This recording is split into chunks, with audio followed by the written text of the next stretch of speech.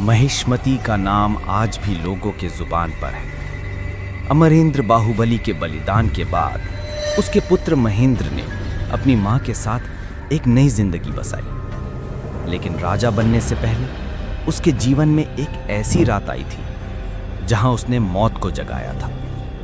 महेंद्र जवान और उत्साही नदी के किनारे मस्ती कर रहा था।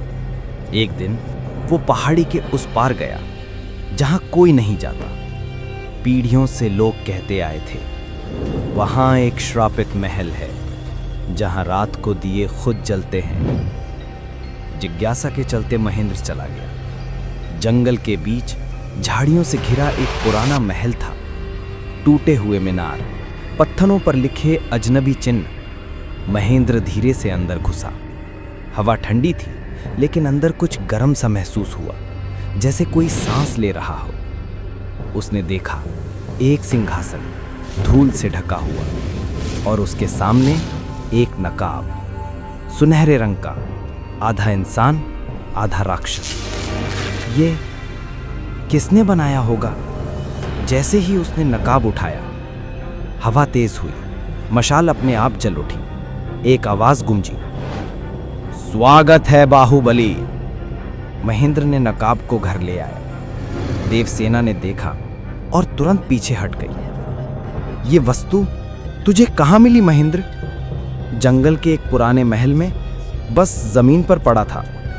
उस महल को हमारे वंश ने त्याग दिया था। उस पर श्राप है।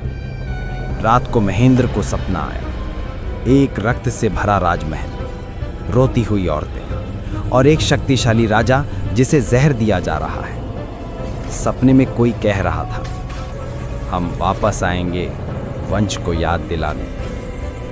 सुबह महेंद्र ने देखा नकाब खुद ही उसके हाथ के पास पड़ा था। उसके आसपास राख के निशान, जैसे किसी ने चलकर छोड़ा हो। एक बूढ़ा साधु गांव में आया। पुत्र, तूने जो वस्तु उठाई है वो तेरे वंश का श्राप है। मेरा वंश? मैं तो एक आम आदमी हूं।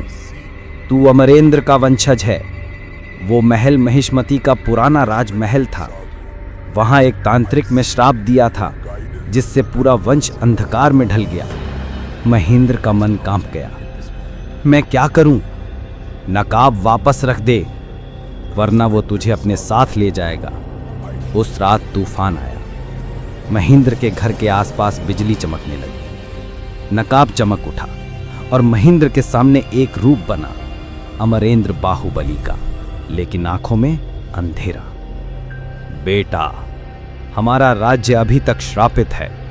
तुम्हें महल तक जाना होगा और उन आत्माओं को मुक्ति देनी होगी।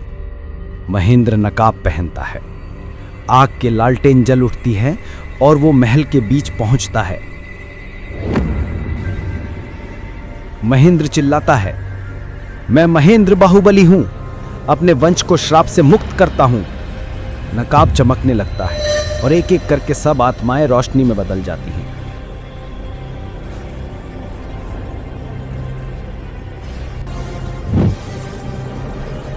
महल धूल बनकर बिखर जाता है।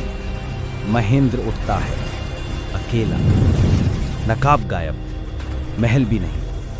बस एक क्षण के लिए हवा में एक आवाज गूंजती है, बाहुबली, अभी अंत नहीं हुआ।